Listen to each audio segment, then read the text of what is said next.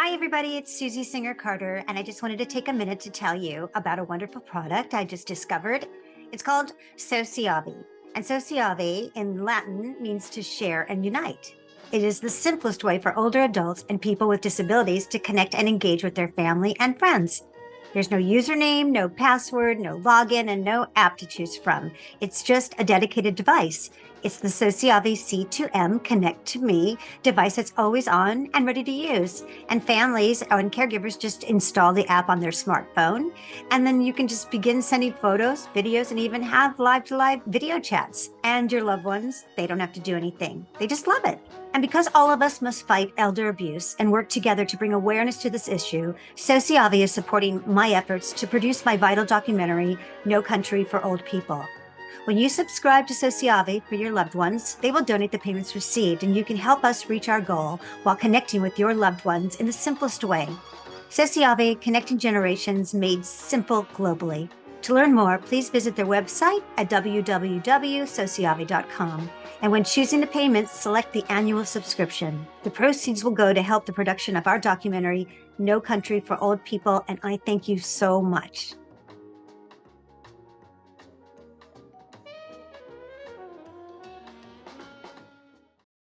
When the world has got you down and Alzheimer's sucks. It's an equal opportunity disease that chips away at everything we hold dear. And to date, there's no cure. So until there is, we continue to fight with the most powerful tool in our arsenal, love. This is Love Conquers Alls, a real and really positive podcast that takes a deep dive into everything Alzheimer's, the good, the bad, and everything in between. And now, here are your hosts, Susie Singer Carter and me, Don Priess. Hello, everybody. This is Susie Singer Carter. And I'm Don Priess, and this is Love Conquers Alls. Hello, Susan. Hi, Donald. What's happening? What's up? What's going on? Well, let's see. Well, I spent the weekend with my two little grandbabies, and I'm tired. And they're little, and they're energetic. And one of them's 3, and the other one's 8 months. Uh-huh. And, oh my goodness. They're so And cute. I'll put a beyond picture cute. up. I'll put a picture up in the edits because, you know, it's why wouldn't What you got to I? do. There's no reason you wouldn't. Right? But yeah, they are chock full of energy, and Yeah. Yeah. So you had the 3-year-old for 2 days. Is that correct? I did, and we went to the Wow. park. And you know, I just want to say I'm trying to get fit again because I've been, you know, working so much, and I forget that when you're writing or if you're editing, it's like you're in a time warp. There's something weird that happens, like you start at 9 a.m. and then you look up and you go, no, it's not 4 p.m.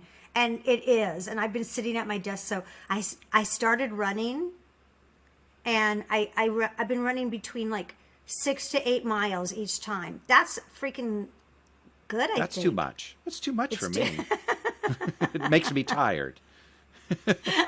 You know, it hurts my actually feet. burns calories. Just think about it. It burns calories. So Well, it hurts my feet. Does anybody have any suggestions? Because my feet hurt. I got new shoes I have one. and it's helping. What? don't run. I don't run.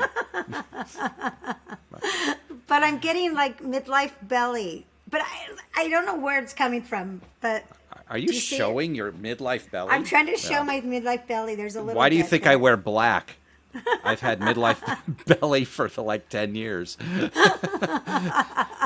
And yeah, and I don't even run, so I guess we're even. I don't even have We're to not run. and I even get because it. you eat Oh. like you eat like Jethro, and I eat like a bird, true. and it's still happening. And I'm running 8 miles, and it's not happening. So I need advice. I need diet advice, you guys. I don't know what's You know, going she's been on. considering, does she fast? Anyone know about fasting? Yeah. Can you tell us about that? I don't know about that.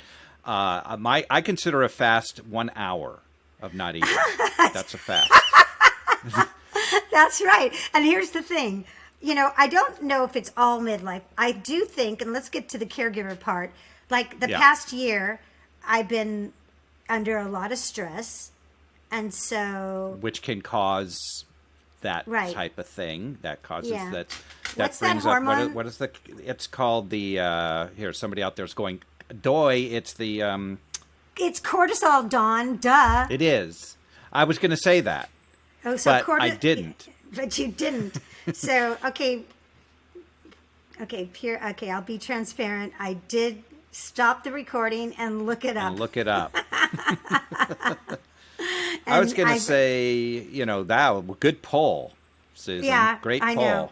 Yeah, from my Google on my phone. Anyway, my cortisol level is raging and has been raging. So I think, and apparently that makes you, and then lack of sleep also can add the poundage on. Yeah, so it's stress, lack of sleep, sitting at your desk for 8 to 10 hours without standing up. These are all, they're elements that could cause and is absolutely causing what's going on right now because there's no other answer. So why are you saying exercise I'm fat? like a fiend. Are you saying I'm fat? I didn't say Is that. what you just said it. You just said it. No, I said you're. What's happening right now? Oh no, I shouldn't use air quotes. Is that I'm not allowed to use air quotes, correct? No. Okay, I will not use any air quotes in this episode. I promise. No See, more. I can't show below my waist. There's a tiny bit of crap happening. I like my body. I'm fine. I'm positive. Yeah. You know how many people are going, shut up. You know how many people are out there going, shut up. No, shut up. Oh, that's me. I get it, but here's the thing. When you have like certain size clothes and all your clothes are that size and suddenly it doesn't fit, it becomes very expensive. Yeah. And well, that's why I depressing. give you all my old jeans. So you I can do. just put them I on. like Dawn's old jeans. I rip them up and I make them look cool. Anyway, we digress. Well, where are we? Well, I'm trying to make things light because the topic we're going to talk about today is a little bit heavy, a little bit. Yeah. But that's okay. It's okay. Sometimes we have to hear the bad so we can get to the good. We have to go through the weeds so we can get to the flowers. Look at that. Absolutely. Wow. And our guest is like a gardener who gets us through those weeds and to the flowers. She does. She's amazing. She's from Australia, and I love her accent. And she's beautiful woman, I should say, and beautiful inside and out. We interviewed her for No Country for Old People, and I was like, oh my God, our audience on Love Conquers All is going to love you because she's an expert in dementia, Dawn, and also works for the Adult Protection Services, which I had no idea what they did. So this is going to be a great show. Yay. Indeed. I'll tell you all about her. Are you ready? Yeah. With over 20 years of international experience, Bettina Morrow started her career in her home country of Australia before moving to the UK. There, she practiced social work for 9 years, eventually leading to her move to the US. Bettina has spent the last 15 years working with at-risk and vulnerable adults with specific expertise in elder abuse, dementia, and guardianship.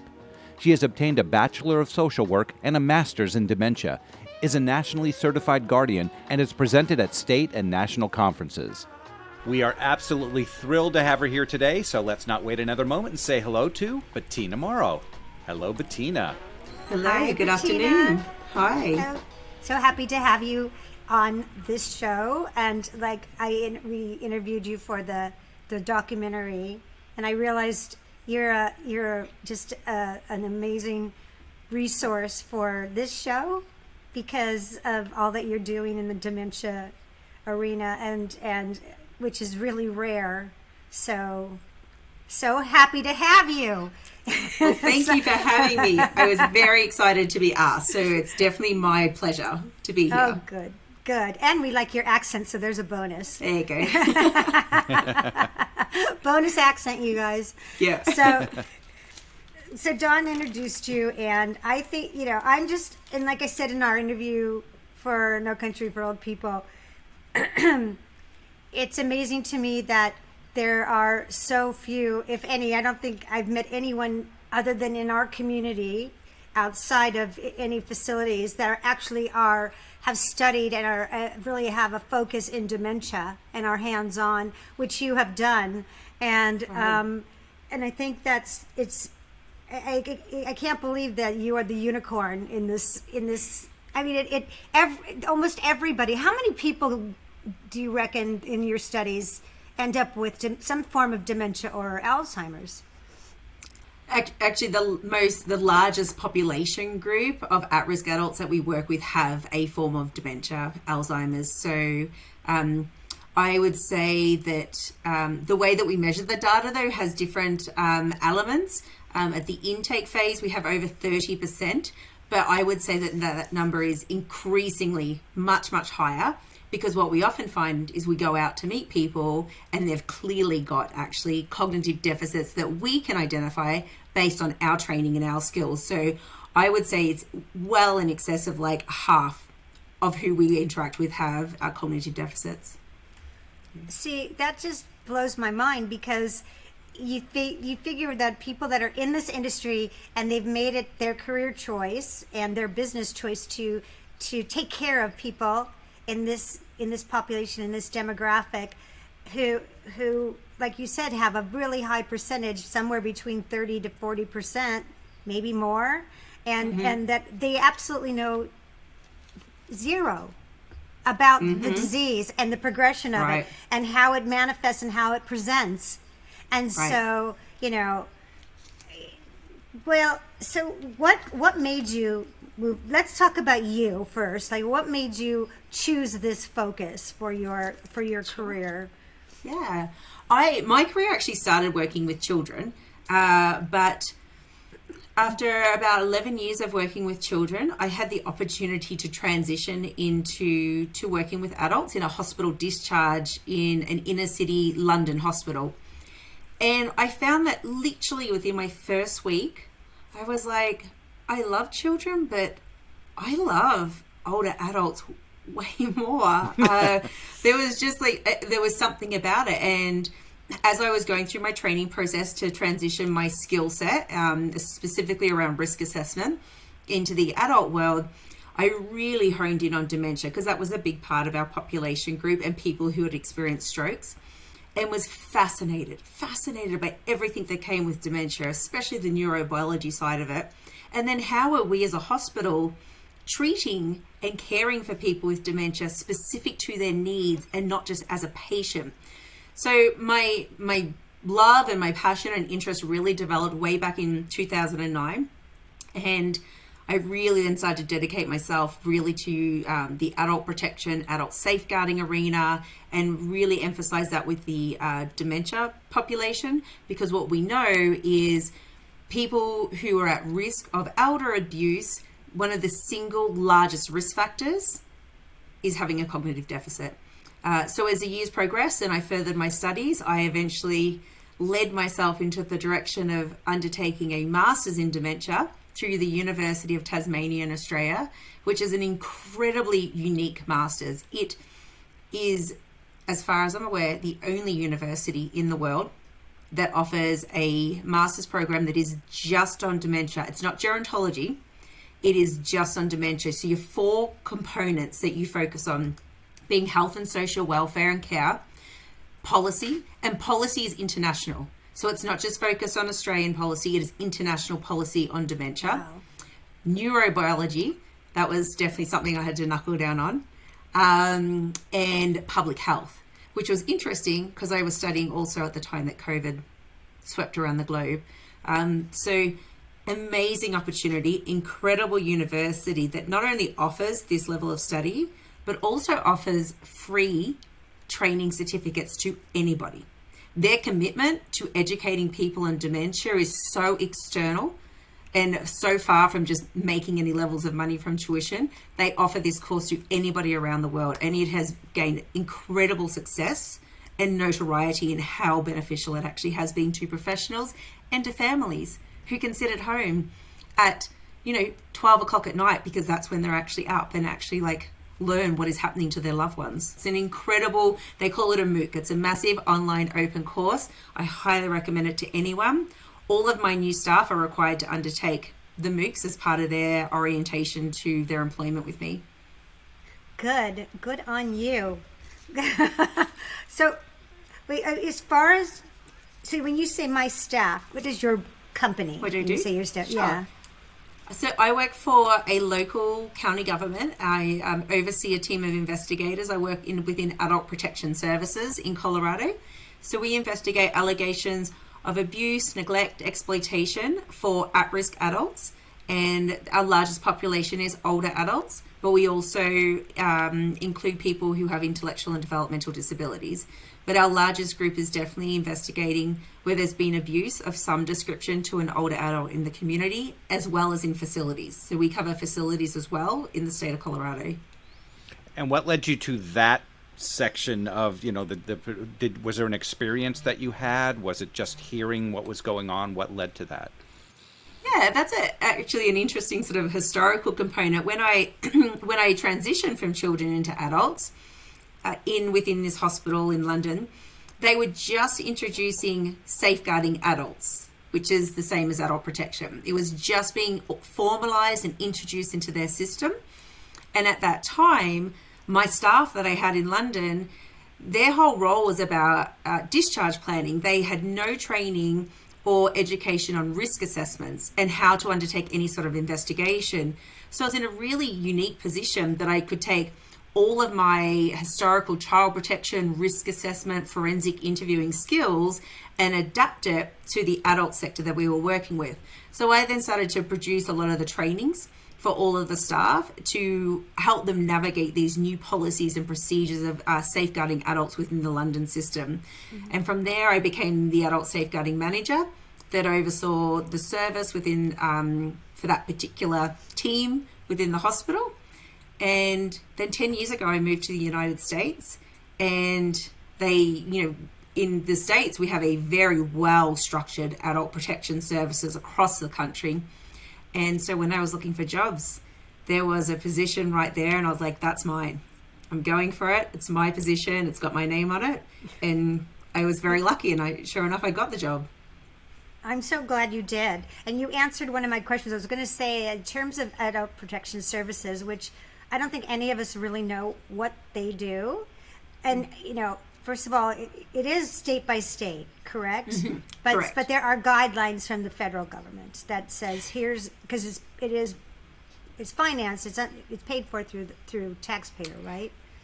Yeah, but not through the federal government. So we are working on that. So you're right. So it is state by state. There's some guidelines at the federal level from some associations, but there's no regulations that come down from the federal government because we don't have any federal funding.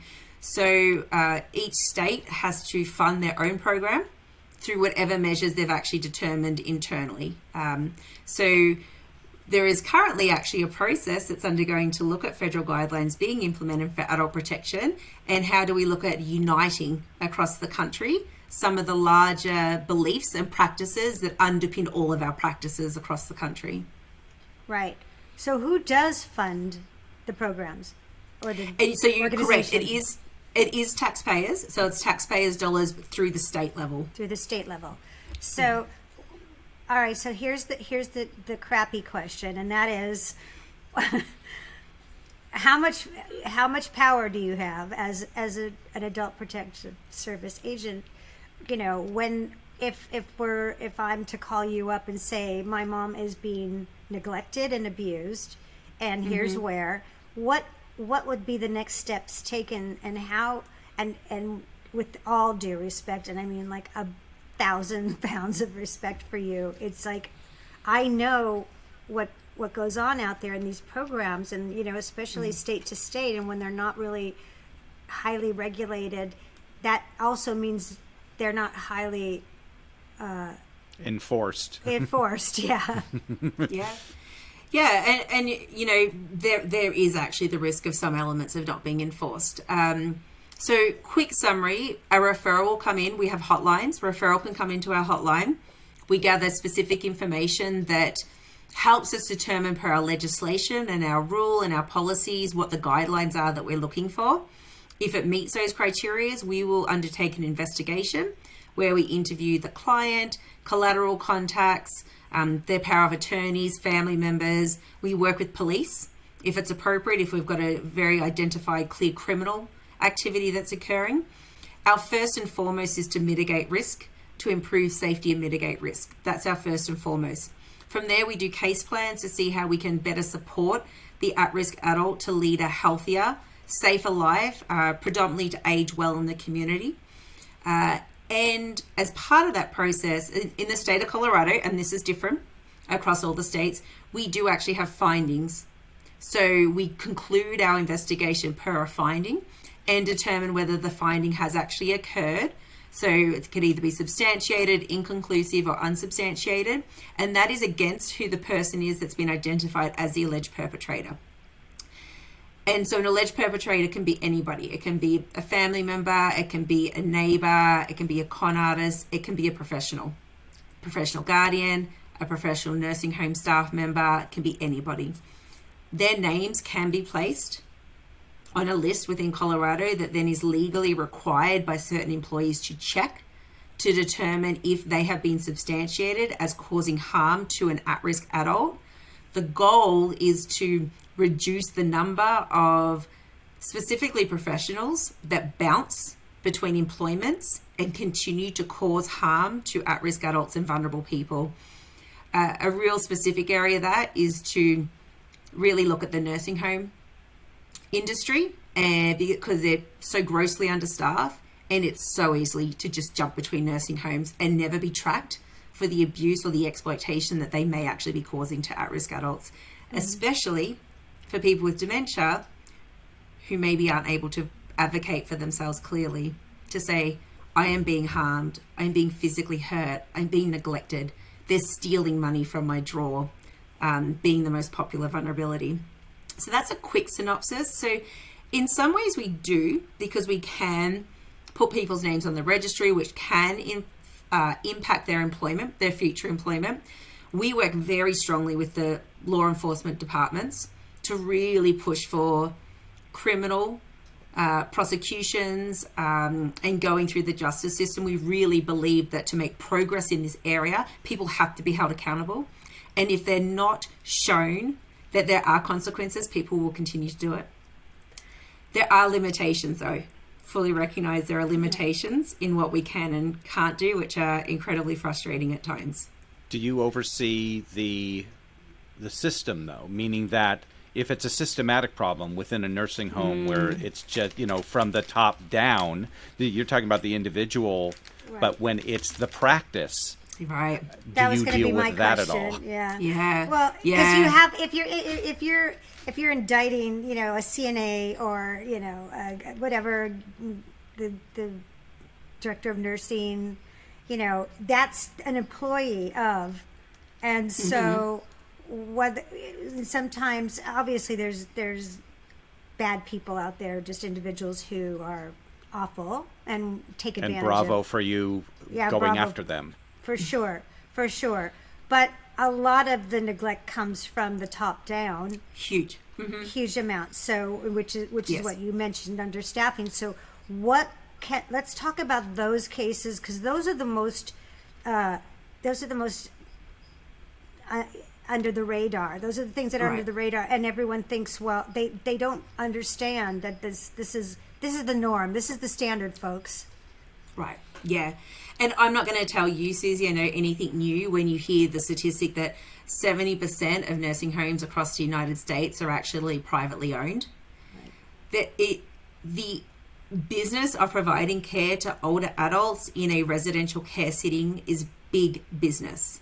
There is a lot of money. It is millions and millions and millions of dollars of profit that is made off the back of very vulnerable people. These systematic issues of understaffing, there is so much research, and it's not even just the United States. There's actually international research that shows how regularly for-profit facilities will intentionally understaff to increase their profit margin. And not only will they intentionally understaff, they will not employ the right educational and training levels. So instead of having a population group that needs 3 nurses and 10 CNAs, they will intentionally employ 1 nurse and 5 CNAs. So that's understaffed, and it's a complete deficit in the actual skill and training of those that are physically there. That is definitely something we see. We have investigated that. Within my particular service, the furthest that our remit can go is that we can actually hold administrators and directors responsible. I would say my team is one of the few that will actually go that far. I wouldn't say that's even though it's permissible, it's not maybe as common a practice. Our belief is that you're being paid six figures. Your job is to be responsible for the care of everybody there. You may not directly be actually providing bathing, but the staffing is your responsibility. And if you knowingly are aware that your business, the home, whatever you want to refer it to, is intentionally being understaffed, you will be held accountable. Because we have had situations where people have died. We're not just talking about they didn't get their meals on time or they didn't get the bath or the shower when they wanted. We're talking about abuse and neglect that is so serious and chronic that people haven't been bathed in a month, that they have not received their medications, that there is nobody providing wound management. We've had a situation where somebody who had zero qualifications or training in wound management was administering it. And we've had people who have died because their wounds have become so exacerbated and then they've developed sepsis that the wound is an open hole. Like you can see down to the bone. And I realize it's hard for people, the general public, who don't visually see the forensic photographs of what this looks like, but it's horrifying and it's agonizing. It is absolutely torturous to do this to anyone. So we will go as far as them. The part that we don't have the power is we can't supersede that. So the actual management companies that often enforce the reduced staffing levels we don't have direct access to for accountability. And I know, Susie, in a previous conversation I had shared with you a situation we had investigated here that was incredibly serious, and we were looking very closely at the administrator, and the administrator actually came back to us, and not that this excused what happened, but was able to show very clear evidence that they had been communicating with the management company about the seriousness of the state of the nursing home and how desperately he needed funds to be released to get staff in because of actually the risk to residents, and the management company saying no. I'm like, Yep. I mean, you couldn't get any clearer than that. You can't get any clearer than that. It's so heartbreaking. Yeah. So I get asked this, or I get told this a lot from people as I'm trying, raising money and interviewing people and keep trying to get this as public as possible, this problem. And I get a lot of like, yeah, there are bad places, Susie, but there's some really great places.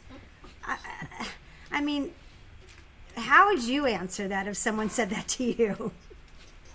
And I'm sure they do.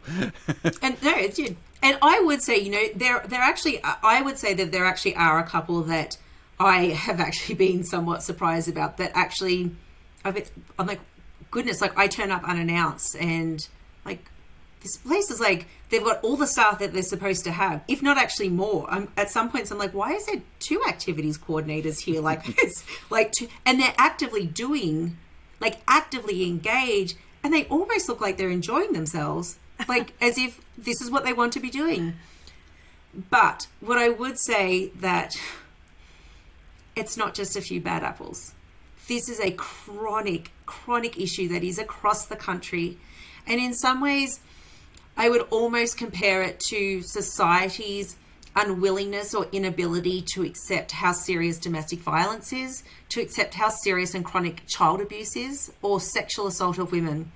You just don't want to actually acknowledge or maybe fully understand how rampant some of these issues are. And unfortunately, the crisis we have within nursing homes is actually no different.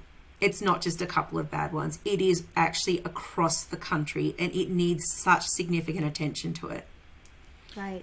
Using the bad apples is, if somebody gave you a basket full of apples and 95% of them were rotting, and you say, oh, but there's a couple good ones in there. Right. Thank you. Yeah. It's like, yeah. seriously? Yeah.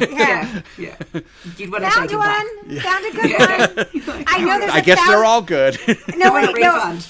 No, really, it's like there's a million people that are hungry, but I found one apple. That's it. That'll right. Exactly. Right? I mean, that's it. I also had somebody write on my post, I'm all about, I get that nursing homes need some reform, and I'm all about that, but, what I'm not about is scaring people. Well, I am. People need to be scared. I'm scared. What do you think? I mean, don't you think people need to, like you said about the wound, what you said, it was exactly my mother's, Right. that was her journey. That's what happened to her. And I saw that wound go down to the bone, and I saw her be, no matter what, with me advocating every day, I couldn't get her to get the kind of care that she needed. Yeah. Talking directly to the doctor and them saying, no. No, or we'll look into it. We'll look into it. Yeah, we'll look into it. Yeah, which is basically no. Yeah. So, I mean, I don't want to scare people. It's not like I get a thrill out of it. I don't like scary movies. That's not my bag.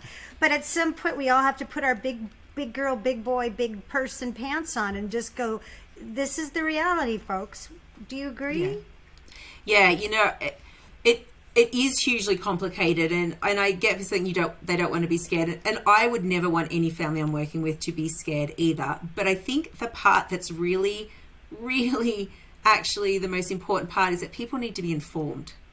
How can you make a decision about your loved one if you are not informed of the reality?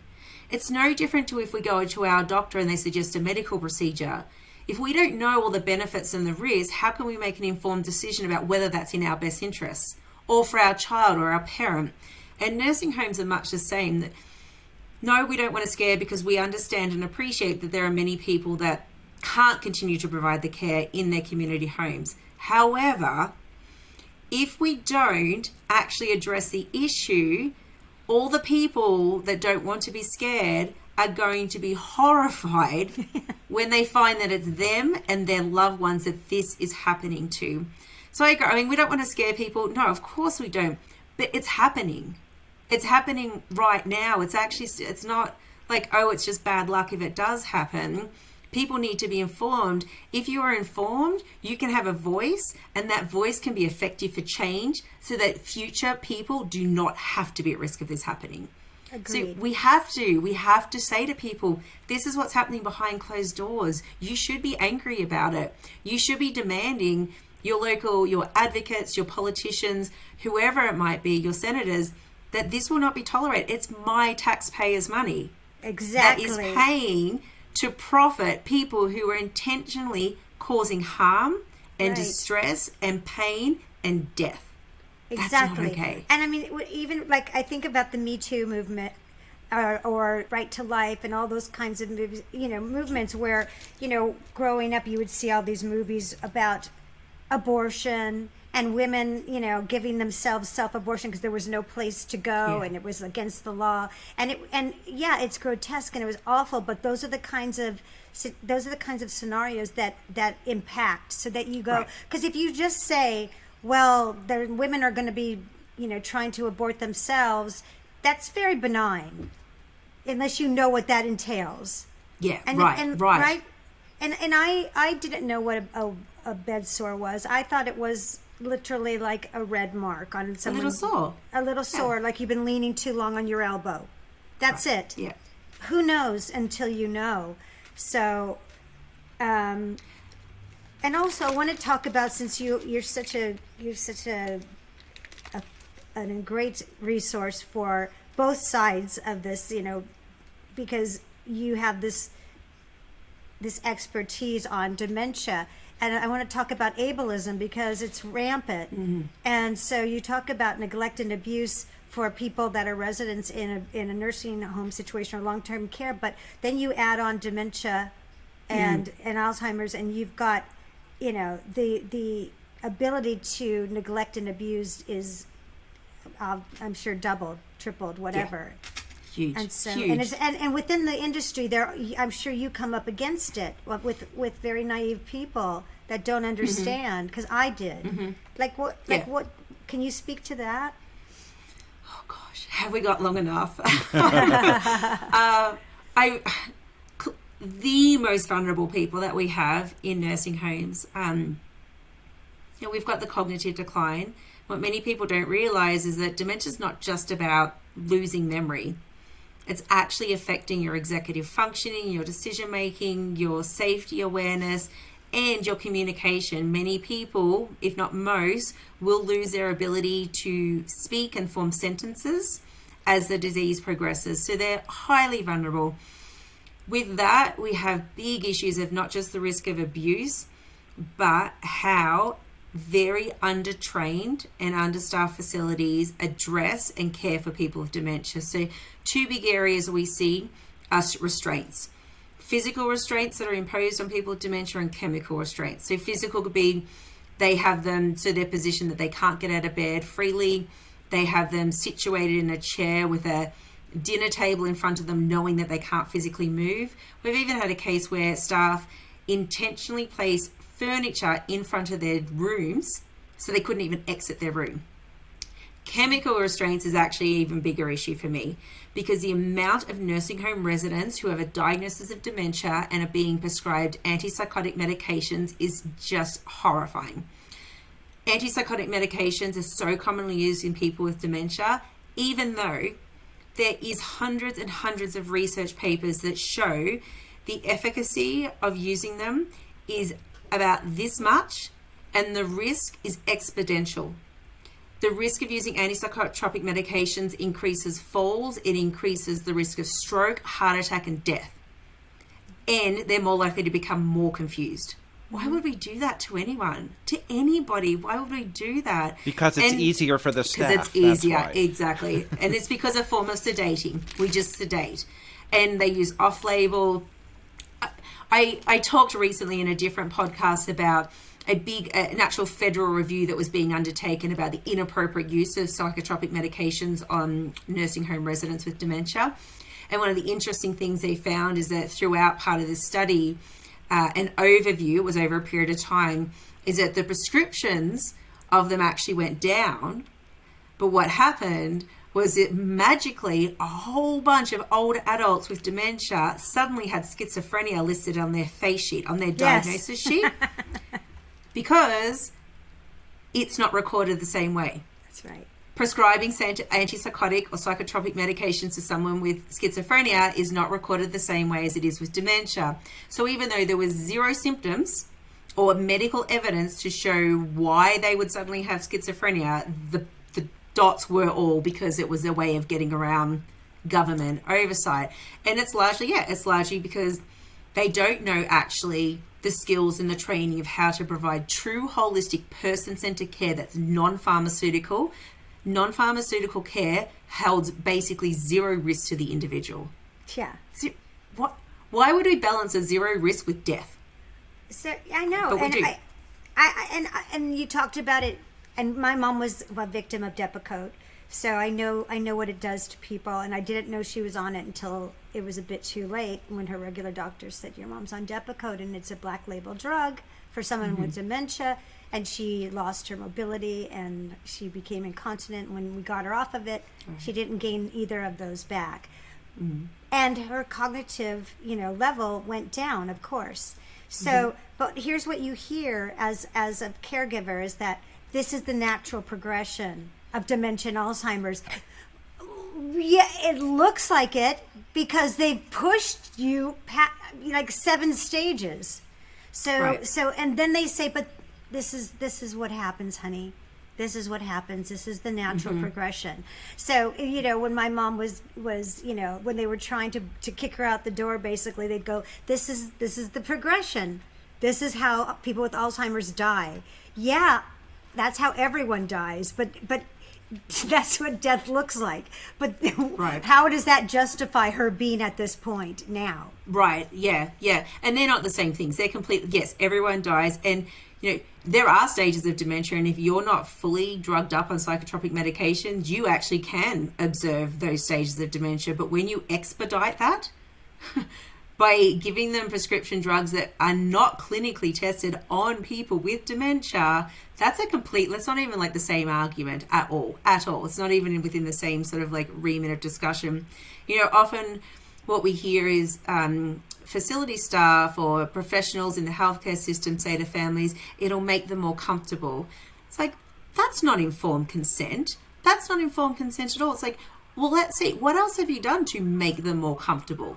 Like, what actually have you done? Like, how many facilities, their staff members truly understand and or practice that if you walk up from behind for someone with dementia and put your hand on their arm from behind, the absolute fear that imposes. Peripheral vision actually is lost with dementia as the plaques and tangles actually started to deteriorate the cells and actually literally shrinkage of the brain. Peripheral vision is something that's actually lost in people with dementia. So they don't even, not only walking from behind, but even standing to the side, they can't sense that. The education levels are actually very, very low. We also know from studies that even for staff members who hold higher levels of education, their ability to recognize delirium is grossly inadequate. And delirium is an incredibly high medical issue that actually occurs in nursing homes and specifically with people with dementia. So there's a lot of education. Often you'll see on websites like, oh, all of our staff undertook a tip of snow training, and so we're all so qualified, and you're like, well, that's great, but don't bring tip of snow into it, because we know that you're not actually, like, you did it once 5 years ago and your staff have turned over like tenfold since then, and none of them are actively doing it anyway. So it's like taking CPR when you have a baby and saying, well, I took CPR 20 years ago, I'm good to go. Yeah. So let's talk about the big question, which is ethics, because there's it just feels to me, and I know this sounds very nihilistic, but I can't help it since I've got to this place after all of my hell last year, is to say, we have to really sit back and think about, why are we keeping our loved ones alive to suffer? Because when they say that they're more comfortable, would you want to be in a room all day long by yourself? Yeah. Would you want to be flipped like a pancake back and forth because no one's taking care of your wound, but they're going through motions of like, look, we're taking care of her, we're flipping her, and would you want to not eat food for a year of your life? But is that comfort? And why are we keeping people alive? Or is that torture? Yeah. Is that torture? Yeah. And the ethics of it, to me, because last thing I wanted was my mom to die. Like, my best friend, love her, my favorite person in the world, next to Dawn. But I was gonna say, come on. But I finally got to that point, like the week before she died. I was like, I can't anymore. Like, I can't. And this is just torture. Like, my mom is being tortured. And you just want to, and there's nothing you can do. And, as I started to learn the structure of the business of nursing homes and long-term care, I realized they're just making money off of her. They're warehousing her. Yeah. That's a big area. Ethics is a very challenging area, and there are a lot of hard questions that need to be asked in that area. And Susie, I think that there are many, many families that go through probably similar experiences that you have. Like, I want to keep my loved one alive, but is it really the quality of life that they actually wanted? Like, is this really what they would want if they were here looking down on themselves? We go through a lot of that. So with the service that I work in, we are guardians for a number of people who don't have family members. So we're their court-appointed guardians, and we make all their legal, social, medical decisions. And it's paramount for us that we treat everybody with such humanity and really balance out where do we draw the line of enhancing their quality of life, and then how do we also educate other people that we work with on areas like end of life and CPR. CPR is not like the movies. It's not, you don't get pulled out of a river and you give CPR and like they cough and splutter and everything's good and fine. CPR on an 80-year-old person who is had dementia or has osteoporosis or has like any number of chronic issues, that's not what's going to happen. The chances of it actually being successful are so minimal. The chances of them living for a short while and having chronic brain damage are actually really high. Their lungs being completely shuttered and puncturing their lungs through the process are really high. These questions of quality of life and ethics are really big. The team that we've developed, we have a very specialized guardianship program. It is a constant conversation around how do we promote what we know is important to that individual. We also have no play in the game except for to do the right thing. Right. Our service doesn't. We don't have any profits to make, so it's different. Add an element where there's profits to make, especially if you're just leaving someone there. So as a guardian, which is really interesting that you guys become these professional guardians for people. So you, in essence, go up against the same issues that we are. Yep. Mm-hmm. And so, like you said, you have to make decisions. But it feels like you should have an edge because they should have some more respect and fear of you as someone who works in adult protective service. You would think, like if you walked in and saw that one of your, people were in a hot room on their side, no music, no nothing, not eating. I mean, what will you do? How would you handle that? Because you're up against this huge machine, and even though you're fierce and awesome, and your team is fierce and awesome, how do you handle it? Yeah. I feel like we're probably pretty annoying to people because I work at full acknowledgement to my team because I work with the most exceptional people, and especially the guardianship caseworkers that manage our guardianship clients and all the aspects of their life. They are incredible. There is no topic we won't get into at all. We will challenge and we will speak to any staff member at any time and repeatedly.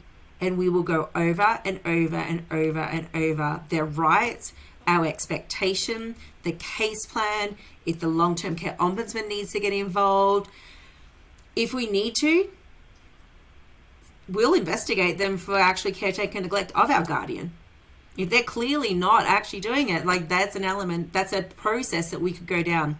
But my staff are professional, they are educated, they are intelligent, and they themselves are, I want to say they're brave. They know that our clients come first, and they will push and advocate for them with every breath that they have of every minute that they are within a nursing home and outside. And we have nursing homes who will a month later say, oh yeah, no, we changed their medications and prescribed them this antipsychotic. And we're like, you legally have zero rights to do that. And then we have to go through this whole conversation again. So yes, you would think that we have more power or that they may listen to us, but I guess that holds to the actual point. If we have that as the state entity that investigates abuse and neglect, if we still have to deal with that, how big of an issue are we dealing with here? That's what I mean. It's like here. That's what I'm saying. And here's this fierce team that you have, and you've aggregated this team, and you're so amazing. Like seriously, folks, this is like such a unicorn of a woman. I just have so much respect for you. And you are so up against it, and I know it. And that's such, to me, really does paint the picture so clearly because, we have to be, and not everyone can do this. Not everyone, people have to support their families, their children. So how much time can you balance advocating? I just happen to be, have grown children, so I could take some time off, and I decided, I have to be there because I wasn't that girl. I wasn't that helicopter daughter until I had to be. So I tried to be, and also, and I've said this before, I have the disease to please, and I was always like, could you, so sorry to bother you, da, da, da, da, da. And then finally by the end you're freaking Shirley MacLaine and you're screaming like, come on, she's hot, what's going on, she's thirsty and hungry, I hate you, all of you. families are in the most impossible situation. They are, because people are dealing if you have little children, you're trying to balance little children, a house, a mortgage, you're working yourself, and you've got a parent or a loved one in a facility. The strength and the energy that you have for even the understanding, and that's a big part about what we find really important, is about educating people to know your rights. No, you are allowed to say, what the hell? You are allowed to say, no, you're not prescribing that. You can push back because you have the right to do that. And I will also acknowledge, though, that it's scary for families, because I know in Colorado, and I'm guessing it's the same across other parts of the country, we have a really big chronic availability of nursing home beds. That's right. So push too hard, and all of a sudden, they're not appropriate for our level of care. We think they should be somewhere else. And but there isn't anywhere else. And Medicaid, if you're private, you can kind of get a bed where you want. No, I got that all the time. Yep, if you're you Medicaid, can take her home. You can take her home. Take her home if you want to. Knowing you can't do that. Exactly. That's cruel. That's absolutely cruel to do that to family. It's so not fair for professionals to say something like that. Yeah. I mean, so is there, I was going to say, go ahead, Suze. I mean, because No, you're go just ahead. stay on the thread. Okay. No, I was just going to say, is there or can there be any, portal, websites, social media saying this place sucks? This place is not good. This is a 1-star facility, not a 5-star facility. Here's all the cases. So when you go to, set up something for your, that basically starts shaming these places. They're in business. And businesses, there's the Better Business Bureau. Do they do anything? No. But you can always go there and say, here's the 50 complaints about this business. But here's the problem with that. Just what Bettina just said.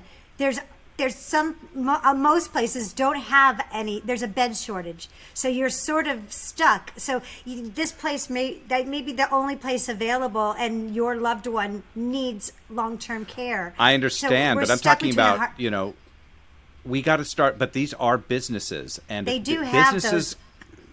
Yeah. Is that something you have? They do have them. There... Yeah. There's 2 ways here, and one of them I know is across, and they both actually would be across the country in many formats. So there's one. There are online forums where you can actually rate, and then they are given a rating of 1 to 5. I would say though.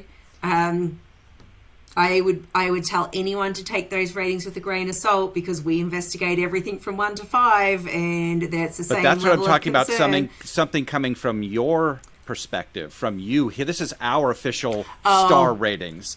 Because if it came from you, the people who are in charge of kind of overseeing this thing, not from some.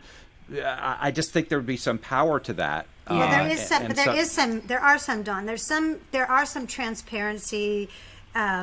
Organizations that are starting to do that, and even identifying who the owners are, the true owners. There was a regulation from CMS, or I think they're in the middle of it, trying to enforce that, or to create a regulation. But at the end of the day, it is this is what we have. That's all we have. We have one apple. That's it. And I know. The Department of Health here will publicly release investigations and concerns into facilities. What I would say to that is some of the difficulties or challenges they have is that by the time they've released it, it's can often be a considerable time after the fact. And the majority of families don't even know that they can go there and access it. Well, that's the thing. Is there need to be that's part of the education. Right. It's part of educating the public and saying there are these, these facilities or these things that you can go and see where you're going. Where's your loved one going? Yeah. So I don't know. I mean, I know everything. You can always say, hey, well, we can't do that. We can't. But I think it's got to be a multi-1,000-prong attack on change. And, because... Well, the change has to come at the top, because that's where... But the top, I know. I mean, it's say, write your congressman, write your this, but that's fine. But what's your congressman doing? No, because the nursing home lobby are holding hands with the Congress. They're pretty powerful, which I don't know. I think that would be surprising to a lot of people, is to know actually how powerful the lobbyists are in that area. It shocked me when I started to learn. I'm like, they even have lobbyists? Well, it's Yeah, they corporations. It's big Exactly. corporations. So Well, do. And I just absolutely. don't. Yeah. My partner, who is a federal prosecutor for years and years, he reckons that they're more powerful than the pharmaceutical lobbyists. So they're not on the radar because nobody would think it. Nobody would know, because who would ever connect a nursing home to a lobbyist? Right. Like, no one would ever think nursing home politics, like, yeah, at all. But they're there because there's a lot of money to be made. Yep. You know, research again also shows that, and this is like very varying different countries, is that mortality is actually increased if you enter a not-for-profit nursing home. You are more likely to have healthier and better care and live longer healthier in a not-for-profit nursing home than if you are actually in a for-profit nursing home. Oh, for sure. And but the nonprofits, Because they're there's doing it for also the right reasons. Yeah, some there's of also them, issues but there. there's still some issues there. There's still some nonprofits that are, there's a way of structuring it. So Are in there's- quotes. Yeah. I do. Oh, I'm sorry. I did air quotes. Yeah, you were told. Don't do that. Profit. Yeah, Don, that's it. Okay, you're on. Sorry. You're on I probation. I get one an episode. So let me see if I have any more notes on my free people receipt. Very sophisticated. Yeah. Yes, we are professional. Yes.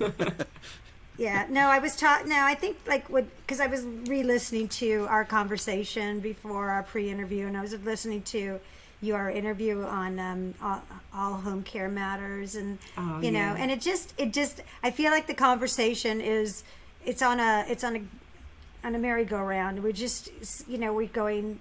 Da, da, da, da, da, da, da, just like it's very depressing to me, and I love that you're so honest and open to say what you're doing, and what you're doing. I think being the thorn and the nose and the noisy, making good Squeaky trouble. wheel, yeah. You're making good trouble. I think we all, as much as we can, need to make as big a trouble as we can until the system changes, from the Yeah. top down, until we can just break it down, blow it up, and start all over again. So It's so important. It's advocacy. It's just pure advocacy. It's so important. Like, this is us in years to come. If we're all privileged of enough us. to live, it's all of us. Like, it's not the others. It's not somebody else. This is potentially any one of us. Why would we want that for us? Why would we want it for our mums and dads and our sisters and our grandparents? We just don't want that. So no. why are we funding it through our taxpayers? Like, it does. It needs to be dismantled. We need to go from this merry-go-round to a gravitron, and then something that's going to actually shoot it off Right. and really set it up again. Right. Yeah. So in the meantime, until that happens, which I hope that this documentary will at least, cause enough noise for people to actually take a look and go, okay, we need power to the people, and get out there and make, we have the power. We just have to get people to, that's where the education becomes really important. And if we have to scare people, then we have to scare people. I'm sorry, but that's the way it is what it is. I didn't do it. I'm not making this up, and I'm not trying to be inflammatory or, what's that? I can't think of that. Where you're conspiracy theorist. That's not me for sure. That's not me. This isn't what you want to be doing right now, honestly. I'd this rather is be not doing- what you want to be doing. No, you don't want to be doing this, Bettina. You want to be able to go in and find. It's like for the few bad actors. Like, that's what I think people look That at. would be great. right? Yeah. Like, you'd go in, Yeah. you'd go, okay, you're out. You're penalized. This is what's happening to you, and da da da. But that's not it. So you guys are like pushing the rock up the hill too, and Yeah. so everybody's getting. If they. Eventually you get burned out because, and I've talked to so Yeah. many caregivers who've gone through what I've gone through, and when their loved one passes away, they're done. Yeah. Oh, the toll, not just emotionally but physically, on care providers is enormous. And the other thing I would say is that, often, obviously, we can butt heads a little bit with nursing homes, but we also, if we were all on the same page, just being, let's just do the right thing for the actual resident, we actually could help them. Because why will they want the liability of having someone that's abusing as an employee? Like, we actually can identify, have them put on a registry and save their entire business from actually having these people employed. Like, if we were working together for the common goal, we could actually be changing the system as it is. And, you know, sometimes there are staff on the ground level who do want to do that. And I have to say, we have had staff members on the ground level who have privately said stuff to us about their management company, that their management company would just fire them on the spot if they knew they had disclosed stuff to my staff. Absolutely fire them on the spot, because their belief is about actually the residents. For sure. And they do care, but they don't have the power. So somebody has to like come together to actually formulate this power and make it happen. Right. You know, another thing that I actually think is really important, and this is going to be very unpopular, but is that I think nursing homes, they need to look at fingerprinting for their background checks. At the moment, many states only require name checks. Name checks. Yeah. I mean, you're caring for the most vulnerable population. My argument would be is that, you know, we really do need to look at fingerprinting checks so that it's federal. It crosses the whole country, so people can't commit serious crimes in one state and go to another with an apparent clean slate. Like, that's a really important element of protection and safety. There are so many other health professional industries that require fingerprint checking. Yeah, but Background checks. Look at the movie Good Nurse, which was based on a true story, and that nurse, that guy that was killing people, putting whatever he put into their IV. I mean, he went from facility to facility, and because, you know, when there becomes a shortage and they're desperate, these places to hire, and so like you said, the background checks are minimal, or you know. They are minimal. They're cursory. Yeah. They're cursory, and so I told you this the last time we talked, that when I've interviewed many nurses that have been disruptors and have, you know, lost their job because they've gone to the top and said, no, this is happening and I can't be a party to it, and then they get fired, and then I said, well, how do you get hired again? And they said, because nobody checks. Frightening. Isn't that scary? So see, I'm sorry, but that is scary, and I'm scared. So we need to be scared. We need to be scared. Is there, I mean, I know the pushback, the privacy issues, the costs, the rights of has there ever been talk of putting cameras in these rooms? And so you can see what the heck is going on in there. Some states can. If they do, I can't imagine it. I got to imagine that's going to cut down some of the issues, especially abuse. Neglect is hard to show on camera, and I know neglect is abuse, but there's still a different, as opposed to actual, you know. But is there where's the state of that? The actual official state, as in the government state, would never be able to enact that. But there are different stories of like actual family members, like inserting. Some of them have been hidden, some a bit more overt. Mostly have been hidden, and they're the ones that are because for a reason they're suspecting something, and unfortunately they've actually been proven right with their suspicions many a time. And that's not just here. We have plenty of cases, sadly enough, in Australia too, where our aged care system has just undergone an enormous government inquiry because of the abuse and neglect and the poor standards there as well. So it's not even just the United States. It's unfortunately something that needs to be tackled at a higher level. But yeah, cameras does hit the issue of like safety, privacy, all those areas. Yeah. Who are we trying to protect? Well, yeah, obviously if a facility says that they're not allowed, but it's also state by state. Like with you, state by when state. you wanted to take a picture of your mother's bed sore. That's your mother. They would not allow it. They said, no, you can't do that. You cannot do that's against policy, and you can't do it. It's like, really? Yeah, but what happens is that you get to a point where your bar gets lower because you're up against, it's like Stockholm syndrome, because it's like, okay, I got to choose my battles. So it's like, fine, I won't take a picture because they're going to cause a big problem that's even more distracting from taking care of my mom. And threaten to kick your mom out, Yeah. Or just don't care about her. And just, so the retaliation kind of, fear that we have as caregivers. Well, even when they came into Turner, they'd say, "Okay, you got to leave." Really? You have to leave? You're the conservator of her person. You are her daughter, and you have to leave because they didn't want me to see. Unless they needed you to help them because they were understaffed. Yeah. You know. So. Yeah. So there's that. Well, what else? What else? Is there anything that you?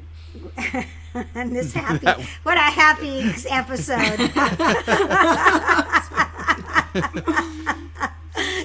Love conquers all, you guys. It does. Well, you must love what you do because you couldn't do this Look unless at her. you did. She's amazing. Yeah. Look at her. I mean, all of us that are doing this, we have to keep fighting because we can, at least if we help a little tiny bit and get noisy and big and make, it's like when a bear comes, what are you supposed to do? You're not supposed to run or weigh, and you're not supposed to lay down. You're supposed to get big. Right, I was just telling Dawn that, and you're supposed to, growl really loud, and then that's what they tell you. So depends on the bear, but that's no, it's true. No. So I say get big and loud, get as big as you can and as loud as you can until we can fix this freaking system. Yeah. Do you agree? Yeah, I do. I 100% believe that when people come together, they actually can affect change. They do. Sometimes it takes a really long time.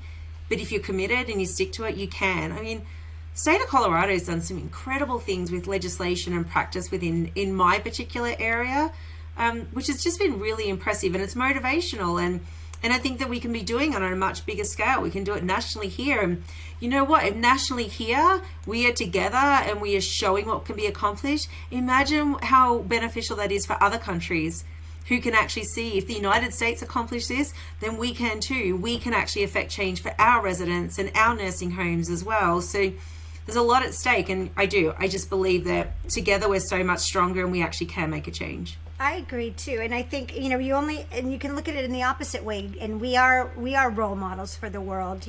America is very powerful that way, and look what our Western individualism has done. It's permeated so many countries that didn't have that were really, much more communal.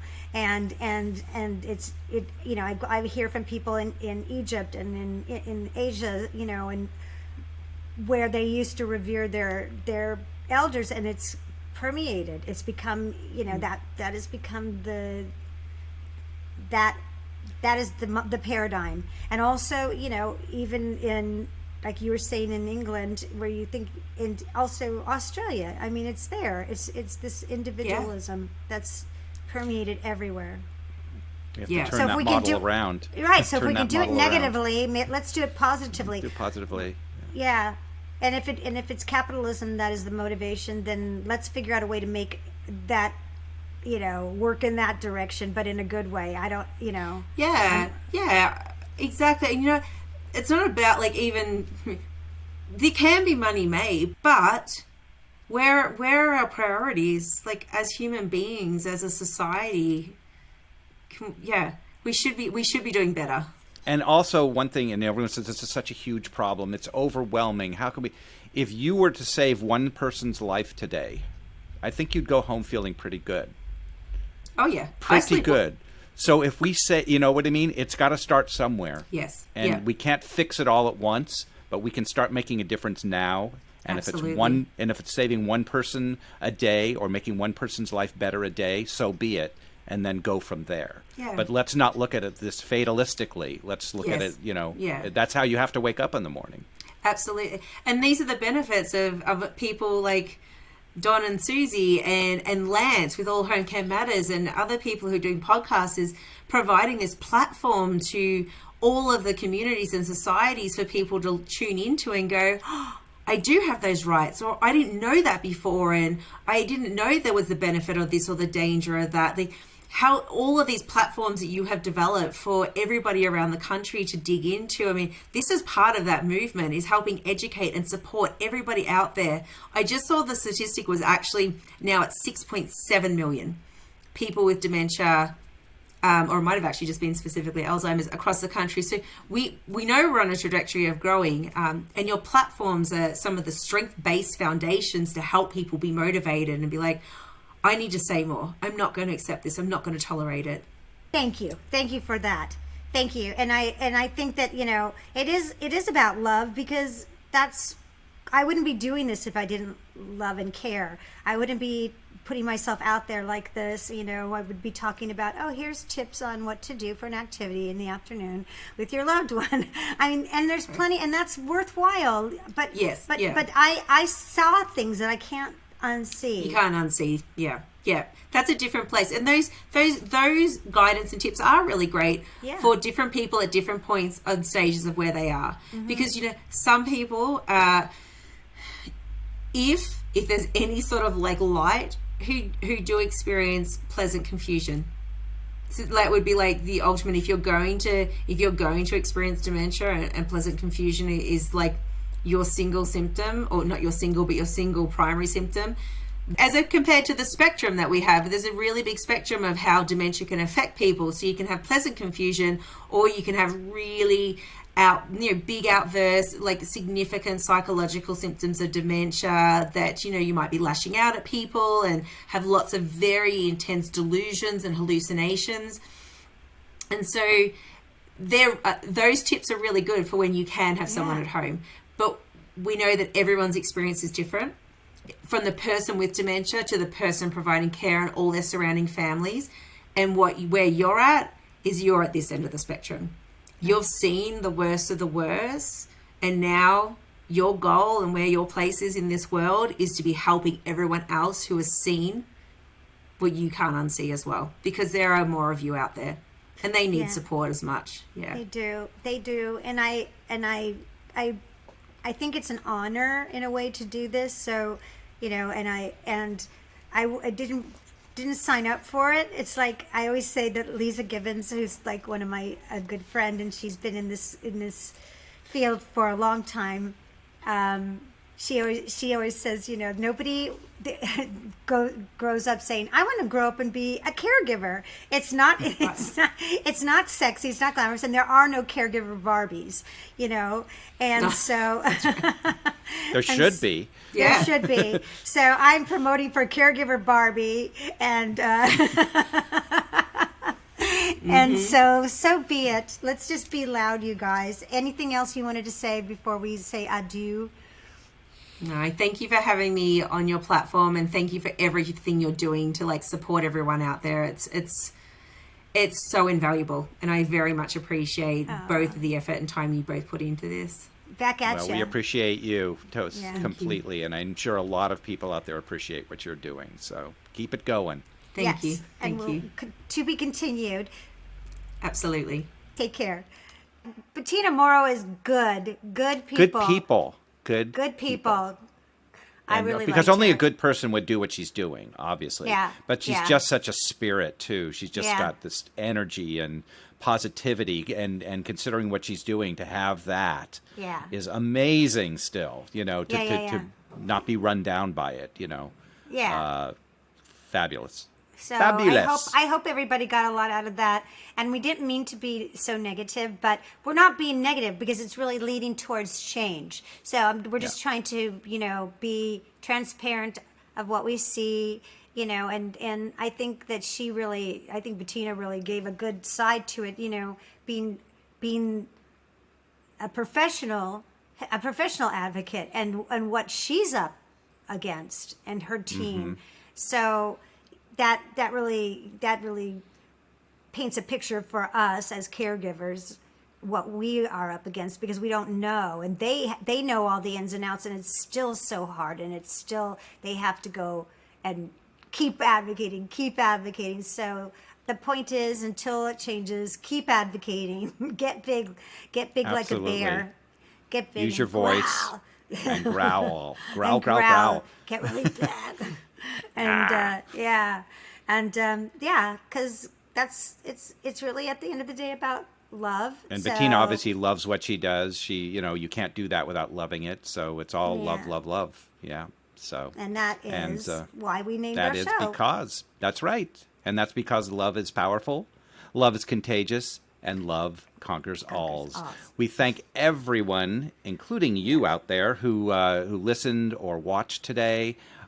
Please always share, like, do all those good things, and please do look into supporting our upcoming documentary, No Country for Old People. We need your help, and we need it in a big way.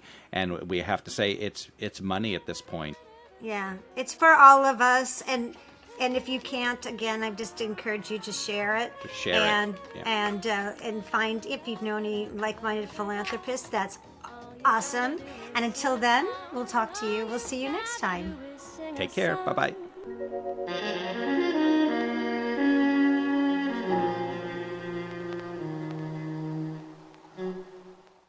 Hey, this is Susie Singer-Carter, and I just wanted to take a minute to talk to you about bed sores. I know, but if you're like I was, you probably don't have a clue what a bed sore really is. Most people don't.